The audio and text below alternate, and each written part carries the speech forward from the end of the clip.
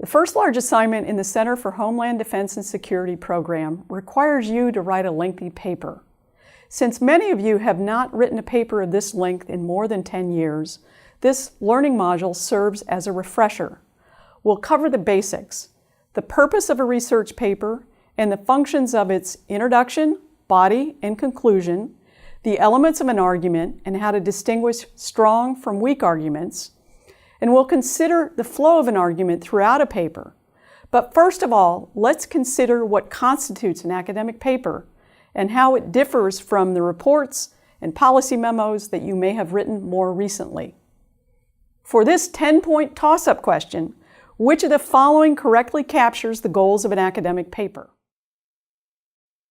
So, option A, an academic paper sets out to persuade people of the writer's opinion, addresses the purpose correctly, to persuade, but a research paper cannot be based on your opinion alone. It must consider others' experiences, scholars' debates, etc. Sets out tells us that you started with your conclusion before you did the research. This is backwards. Option B, an academic paper lets the reader draw her own conclusion, describes a report because it serves up facts for the reader to judge. Although decision makers may seek this, this does not constitute academic writing. Option C, an academic paper proposes a policy solution based on personal experience, rings partially true, but again fails to consider the evidence or theories of others except as a counterpoint to your own. Academic work is a conversation with those who have examined the same or related questions to inform your thinking.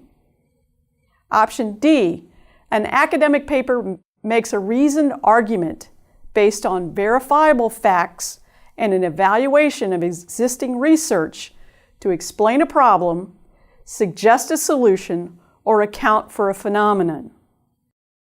This precisely states the purpose of an academic paper. Commit it to memory, recite it to yourself, paste it by your computer screen. You as writer must critique other viewpoints and present a reasoned argument supported by facts. To sum up, a research paper is not an op-ed because an op-ed focuses on a single perspective, but an academic paper considers multiple views. A research paper is not a report because a report merely recounts the facts, but a research paper interprets and analyzes those facts to make a judgment. A research paper is not an account of personal experiences. A memoir shares personal experiences, but academic paper uses those experiences to illustrate an issue.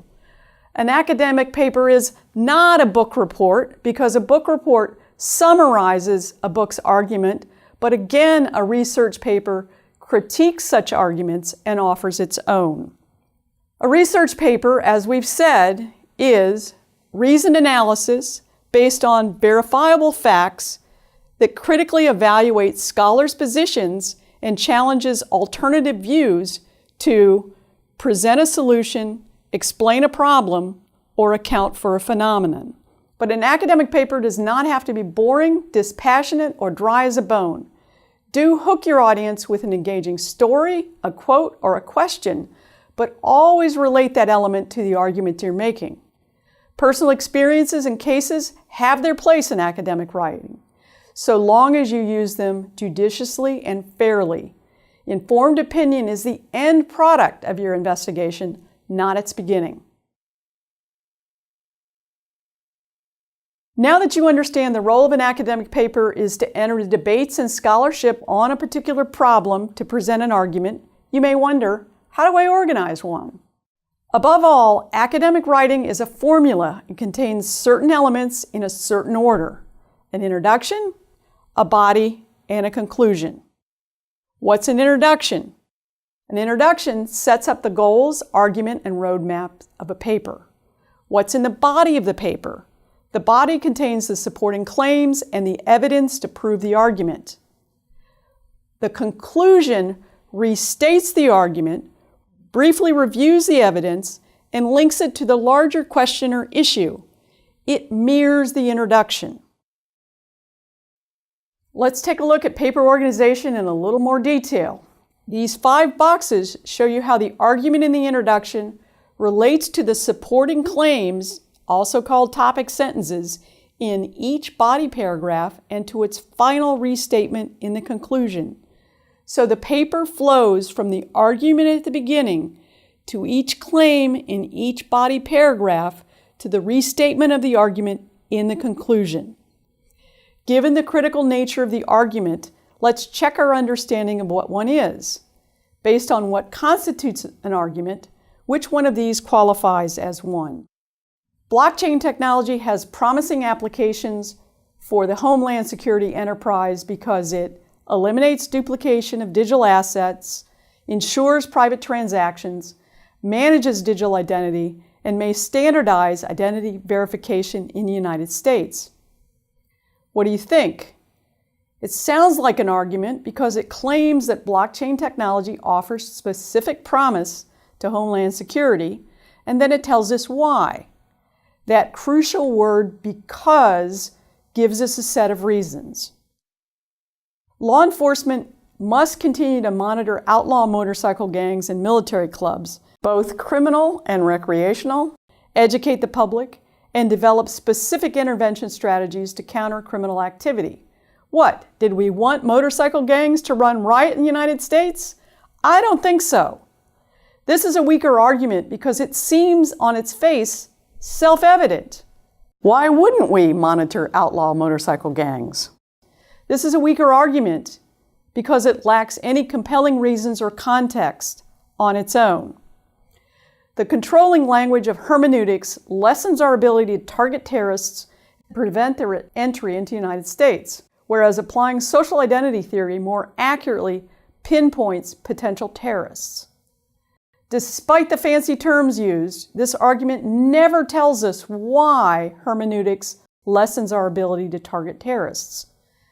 Nor does it tell us why identity theory is more accurate in targeting terrorists. It's a vague claim without supporting reasons, so that makes for a vague argument.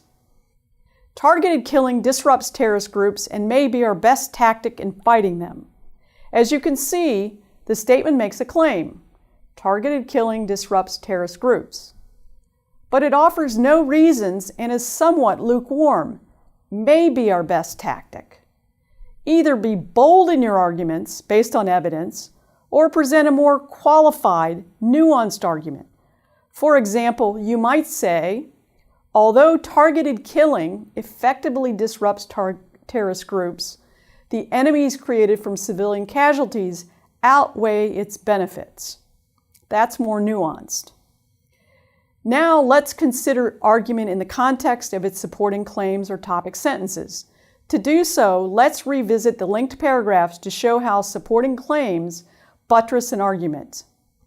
In this argument in the introduction, the reasons follow the word "because," and each reason corresponds to a supporting claim in the body paragraph.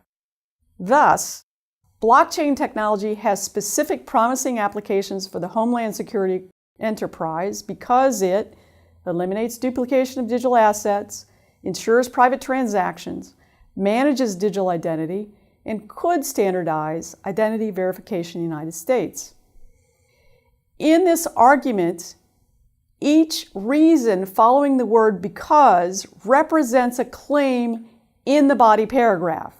Thus, eliminates duplication, the first in the list, becomes the first supporting claim as it reads, blockchain technology eliminates potential digital asset duplication.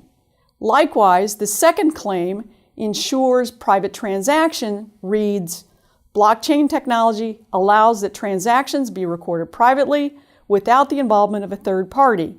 And the third one, manages digital identity, becomes blockchain technology verifies transactions through private keys, like computer-generated passwords that check users, acting as signatures that can be public or private. This is all about managing digital identity. These supporting claims are the topic sentences of the body paragraphs. Follow-up sentences in each body paragraph prove the claim of that topic sentence. When you add it all up, the evidence in the body paragraphs support the claims that prove the argument. That's probably enough for this session. So let's review what we've learned about the purpose of a research paper, the three parts of a paper, and the linkage between arguments and supporting claims. A research paper is an op-ed. True or false? Obviously false, because an op-ed is a single point of view, whereas a research paper must consider multiple points of view. A supporting claim links to the argument of the paper. True or false? Obviously true. The supporting claims in each body paragraph link directly to the argument. An argument provides reasoned analysis based on verifiable facts considering scholars' alternate viewpoints. True or false? Obviously true. It's the quintessential purpose of a research paper. A weak argument lacks reasons. True, true, and true. Yes. An introduction of a paper contains an argument. Obviously true if you've listened to any of what I've presented.